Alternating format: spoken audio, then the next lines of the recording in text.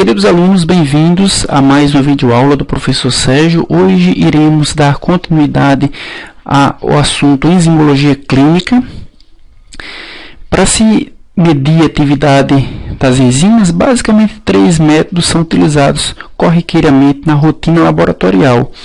Métodos que analisam o consumo do substrato, aquele substrato que vai ser degradado, que vai ser transformado em produto, é medido.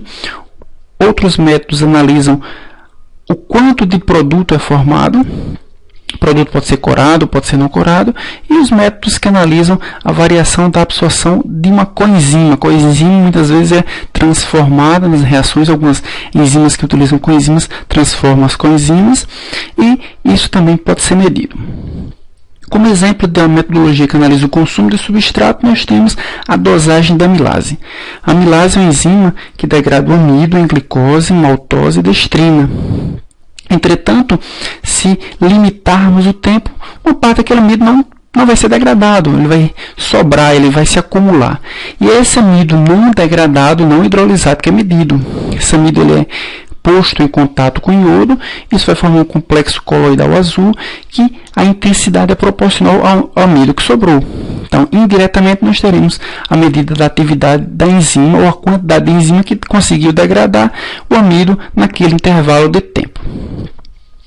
Como método para analisar o produto formado, nós temos a dosagem da fosfatase alcalina, por um método que analisa a eficiência ou atividade da fosfatase alcalina produzindo um produto corado. Nós temos a reação na qual a fosfatase alcalina vai quebrar o nitrofenilfosfato, liberando o fosfato inorgânico. É isso que a fosfatase alcalina faz. Ela, em meio alcalino, ela quebra ligações fosfato, liberando fosfato inorgânico.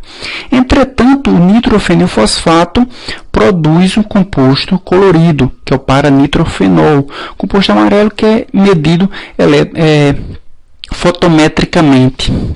A intensidade da cor amarela é proporcional à quantidade de produto formado por meio da fosfatase alcalina.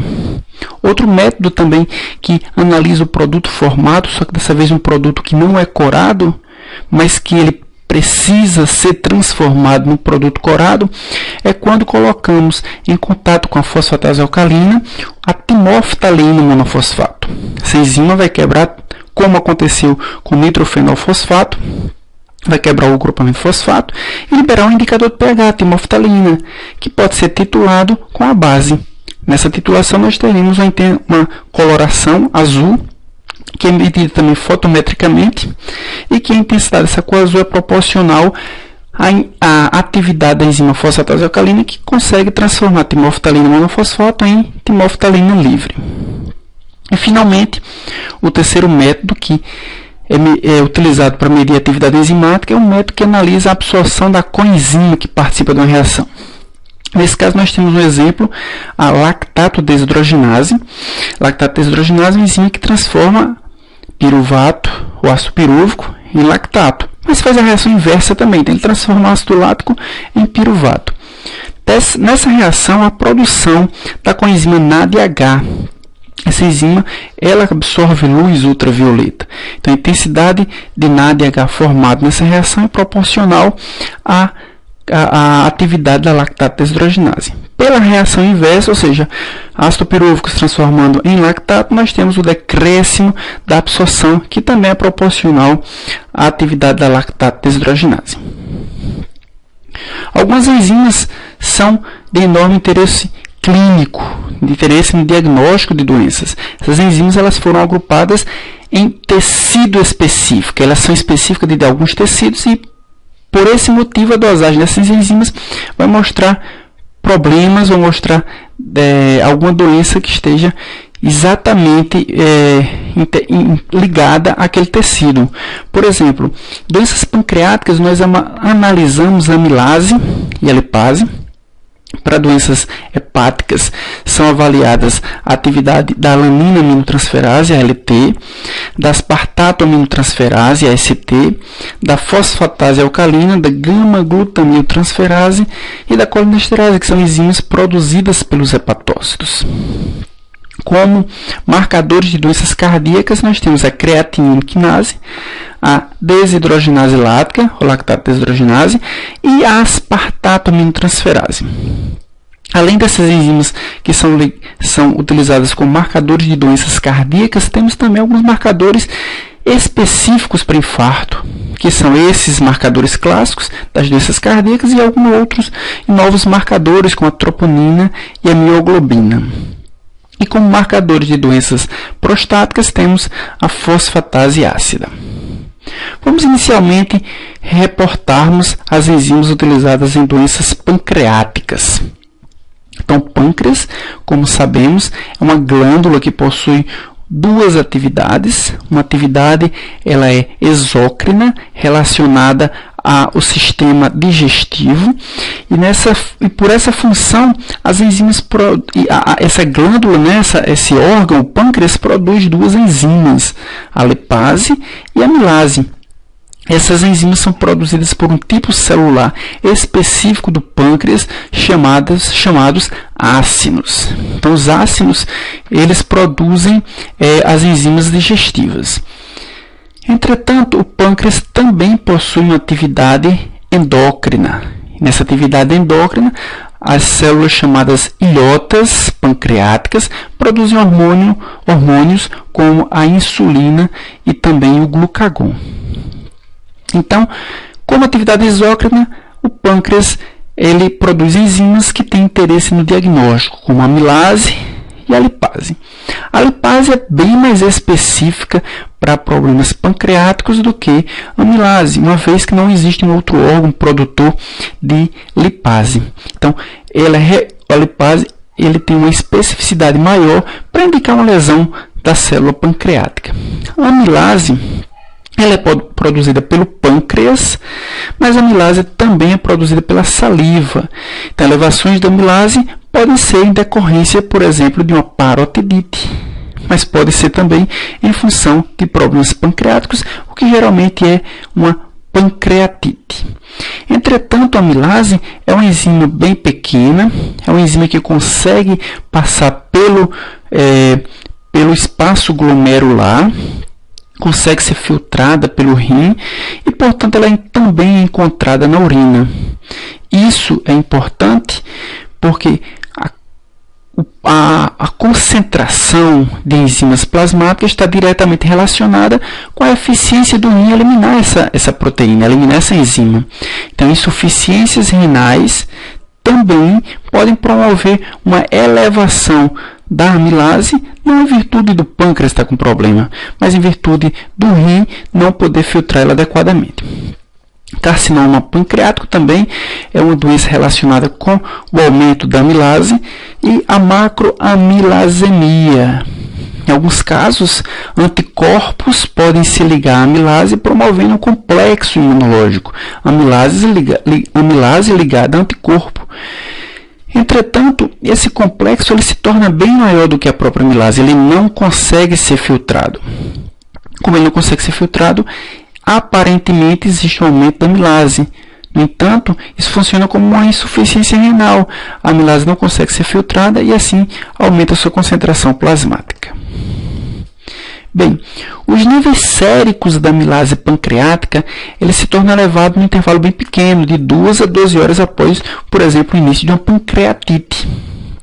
Entretanto, os pacientes, eles em 48 a 72 horas, eles já têm seus níveis de amilase restabelecidos, mesmo com o aumento, mesmo com a permanência da pancreatite. No caso da lipase, esse aumento ele se torna um pouco mais tardio. Então, os níveis começam a ser detectáveis entre 3 e 6 horas após o início da pancreatite. O pico geralmente aparece dentro das primeiras 24 horas e ele tende a demorar muito mais para voltar aos seus níveis normais, dentro de 7 a 10 dias. Então, podemos dizer que os níveis de amilase são para uma pancreatite precoce, né? Ele é um marcador precoce de pancreatite, enquanto que os níveis de lipase são utilizados para uma pancreatite, para determinar ou para diagnosticar uma pancreatite a um prazo um pouco mais longo. Então, algumas doenças estão relacionadas com a pancreatite.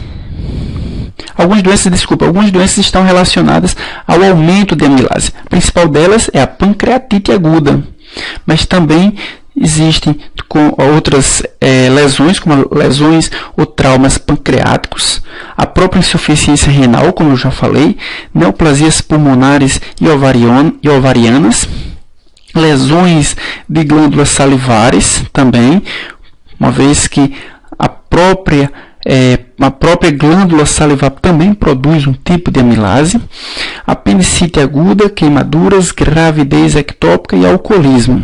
Um adendo aí é que no caso da pancreatite aguda, há necessidade de se fazer a relação entre clearance de creatinina e o clearance de amilase, uma vez que a amilase ela consegue ser filtrada pelo rim e o aumento dessa amilase tem que ser descartado uma insuficiência renal para se dar o diagnóstico de pancreatite. Se essa diferença entre o clearance de creatinina e o clearance de amilase for maior que 5%, é indicatício de pancreatite. Se a diferença for maior que 5%, é um indício muito grande de pancreatite, uma vez que a creatina está sendo filtrada normalmente, mas nós temos um aumento súbito de amilase. A lipase é outra enzima pancreática, que ela tem sua ação no duodeno, ela é eliminada juntamente com várias enzimas, como peptidases, por exemplo, e outras enzimas no duodeno. Ela atua nos ácidos, no triglicerídeo, quebrando o triglicerídeo em ácidos graxos e em glicerol. A amostra utilizada para a dosagem de lipase é o soro. Está relacionada também à pancreatite aguda, sendo 30% mais específica do que a amilase. Mas também está relacionada com a pancreatite crônica, com traumas e carcinomas de pâncreas, cisto pancreático, desordens intraabdominais agudas, enfermidades renais e obstrução do ducto pancreático. Bem, para se medir a amilase, nós vimos como é que se faz. O amido remanescente é dosado com iodo. Para se medir lipase, coloca-se um substrato da lipase, que é um tioéster. Esse tioéster ele é cindido pela amilase, liberando um tioálcool e o ácido butírico. Ao tioálcool é adicionado um novo composto, o ácido 5,5-ditilbis-2-nitrobenzoico, e nessa reação a formação de um ânion com cor amarela, a qual sua leitura é feita em 412 nanômetros. O aumento ou a intensidade da cor amarela é diretamente proporcional à atividade da lipase que formou o tioálcool, que reagiu com ácido 5,5-ditilbis-2-nitrobenzoico. Outra forma de se medir a lipase é através da adição de trioleína com colipase. Trioleína com colipase forma uma solução turva. Solução essa que é adicionada à lipase, e a lipase vai degradar, vai quebrar os lipídios, fazendo com que a solução turva fique menos turva. Leitura no UV vai fazer essa proporção entre a solução turva e a menos turva, o que é diretamente associada com a atividade da lipase. Bem, agora veremos as enzimas utilizadas em doenças hepáticas. O objetivo de se medir a função hepática é saber se o fígado está sofrendo algum tipo de obstrução do trato biliar, se houve alguma lesão hepatocelular aguda ou se o fígado tem alguma doença crônica. Então, algumas enzimas podem avaliar essas diversas partes do fígado, ou uma obstrução do trato biliar, ou uma lesão aguda, ou uma doença crônica. Para avaliação das condições do fígado, utilizamos a ALT, alanina aminotransferase, aspartato aminotransferase, AST. Muita gente se pergunta por que se faz a ALT e a AST. Se a ALT ou só a AST seria suficiente? Talvez. A vantagem de ter a ALT e a AST é porque elas possuem localizações diferentes, localizações celulares diferentes, e a relação ALT e AST muitas vezes indica o problema mais a nível pontual. Também, para se medir a função hepática, se dosa a gama-glutamiltransferase, a gama-GT, e a fosfatase alcalina. Outros métodos para se dosar a função hepática estão descritos nesse slide, entretanto, isso é assunto de outra aula, quando a gente for estudar o diagnóstico, os meios de diagnóstico da função hepática. Bem, as aminotransferases, o que é que elas fazem? São enzimas que estão envolvidas com o metabolismo de aminoácidos, elas fazem a transferência de grupamentos amina. Nós podemos ver aqui nesse slide, um aminoácido doa o grupamento amina, a aminotransferase transfere esse grupamento amina para um alfa-cetoácido, que geralmente é o alfa-cetoglutarato. Esse alfa-cetoglutarato, quando recebe esse grupamento amina no lugar dessa carbonila, se transforma no aminoácido, um aminoácido chamado de glutamato. Quando esse aminoácido doa o grupamento amina, imediatamente ele se transforma no alfa-cetoácido correspondente. Então, no caso das duas aminotransferases, a LT e a ST, nós temos que o aminoácido pode ser a alanina ou que o aminoácido pode ser o aspartato. O aspartato aminotransferase está localizada na mitocôndria do hepatócito, também está localizada no citosol. Então, tem essas duas localizações, mitocôndria e citosol. E ela está presente não só no fígado, mas também no coração e nos músculos. Já a alanina aminotransferase, LT, ela está exclusivamente no citosol, não é encontrada na mitocôndria, e ela é encontrada principalmente no fígado. Diante disso, nós podemos tirar algumas conclusões. Primeiro, se a ST ela está localizada também na mitocôndria, ela vai indicar, se ela aparecer em grandes concentrações no plasma, ela vai indicar uma profunda lesão. Então, a lesão não foi só no citoplasma da célula, foi em todas as organelas, inclusive na mitocôndria. Entretanto, ela se torna bem menos específica, uma vez que tanto o fígado, como o coração, como o músculo pode estar expressando essa enzima. Já a LT, ela é encontrada exclusivamente no citosol, então ela indica uma lesão menos profunda dos hepatócitos, e ela é encontrada principalmente no fígado, então ela se torna uma enzima muito mais específica para medir a atividade ou a lesão do fígado do que a ST.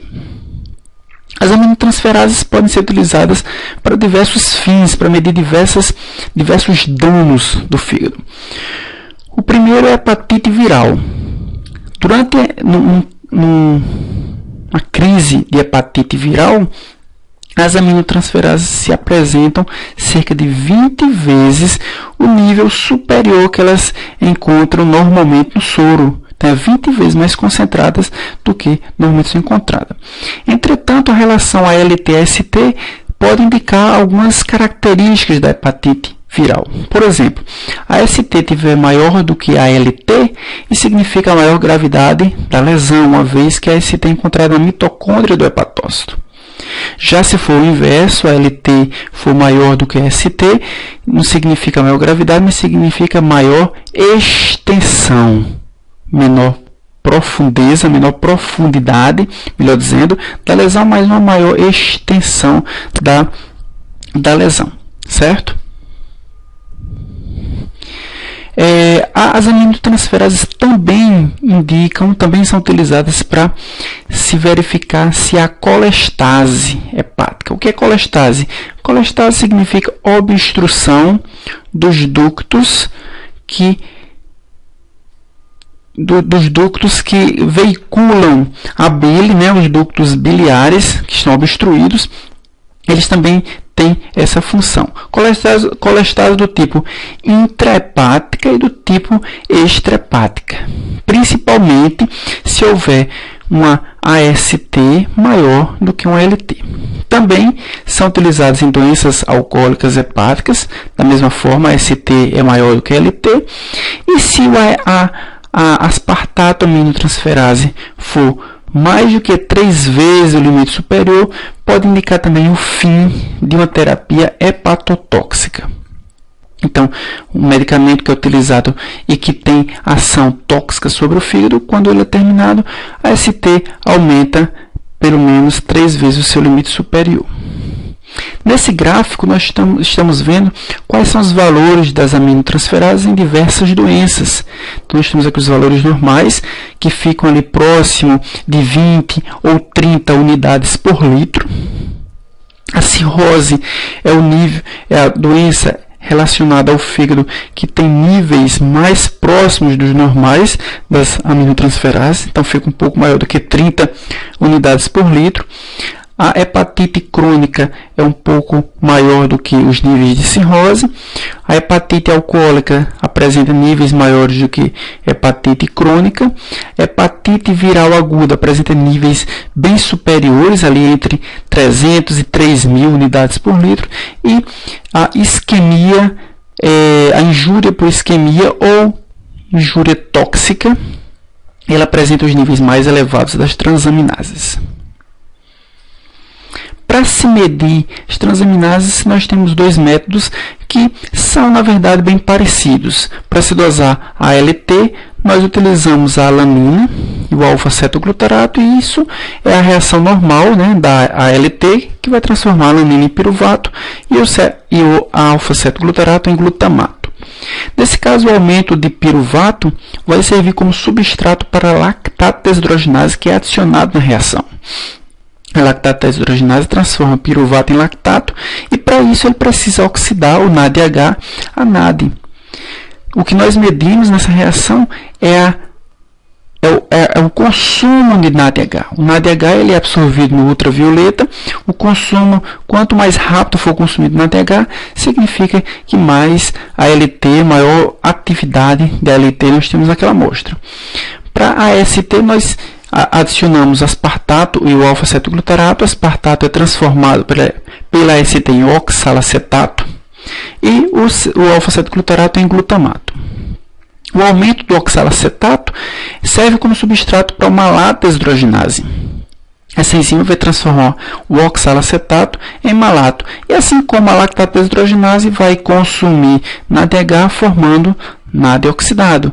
O consumo desse NADH é diretamente proporcional à atividade da AST.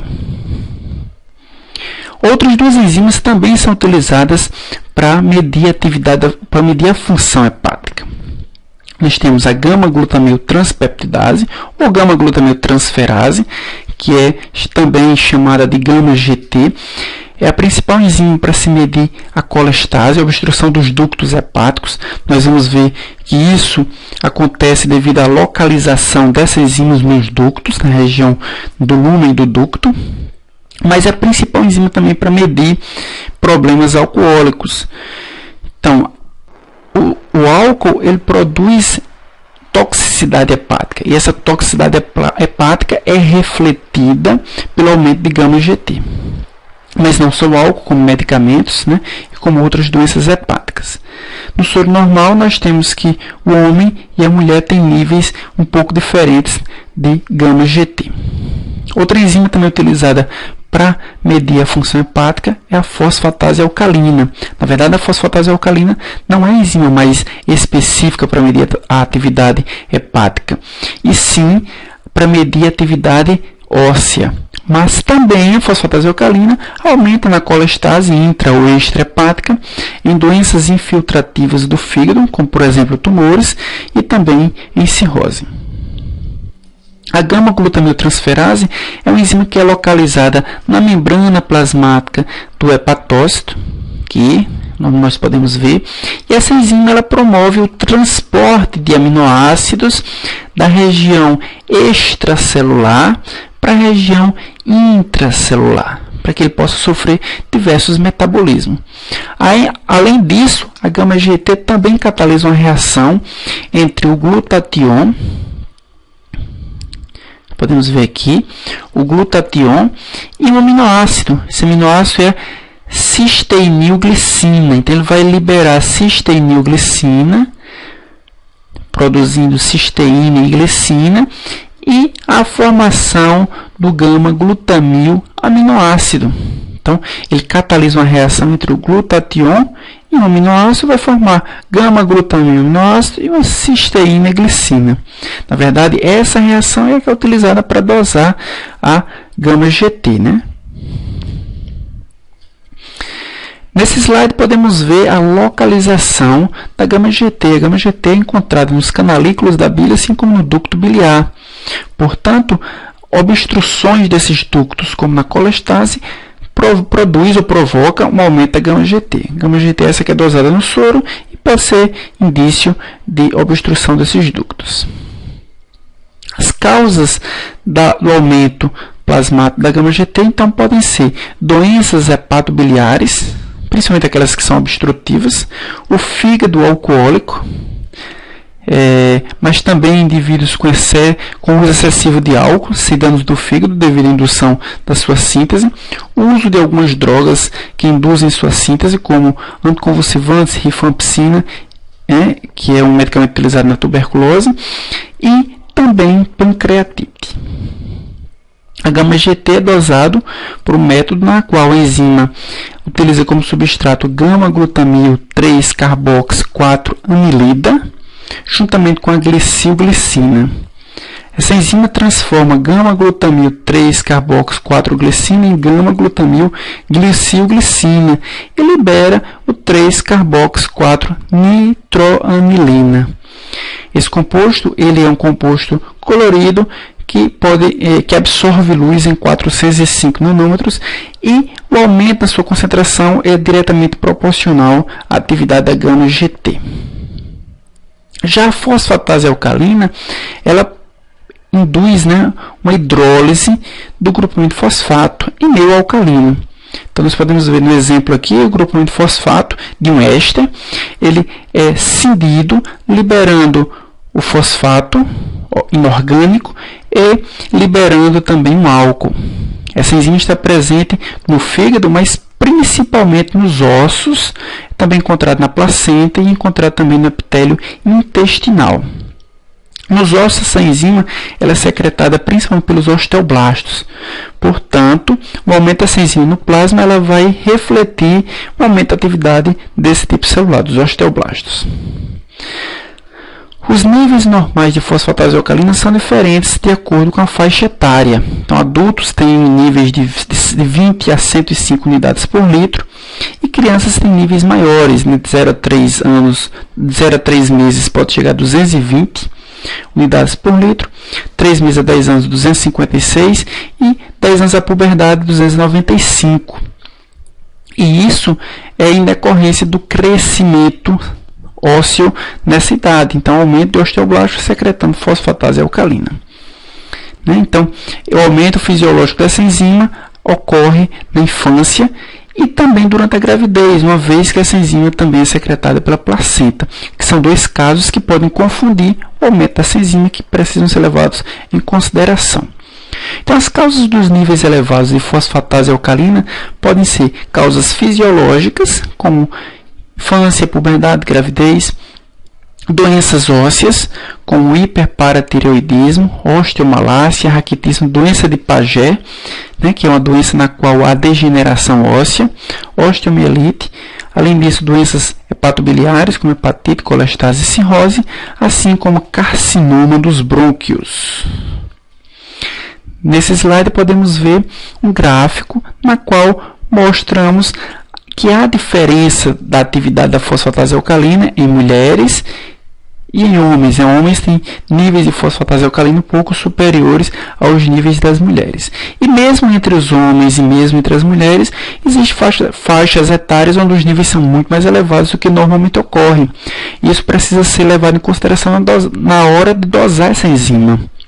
Uma vez que podemos ver aí, por exemplo, que mulheres têm níveis maiores de fosfatase alcalina entre os 12 e os 16, os 15 anos, e os homens dos 15 até os 18, 19 anos têm os níveis maiores de fosfatase alcalina. Os métodos de dosar a fosfatase alcalina é através da sua ação em cindir grupamentos fosfato. A gente já viu no slide anterior, a fosfatase alcalina ela quebra o para-nitrofenilfosfato, liberando o para-nitrofenol, que é um composto amarelo, na qual a intensidade da cor é proporcional à atividade enzimática. Já a timoftalina também, no caso a timoftalina monofosfato, também é substrato da fosfatase alcalina. Essa enzima vai liberar a timoftalina, né, íntegra, e esse indicador de pH ele vai ser titulado por uma base, gerando uma cor azul. O aumento dessa cor azul é proporcional à atividade da fosfatase alcalina.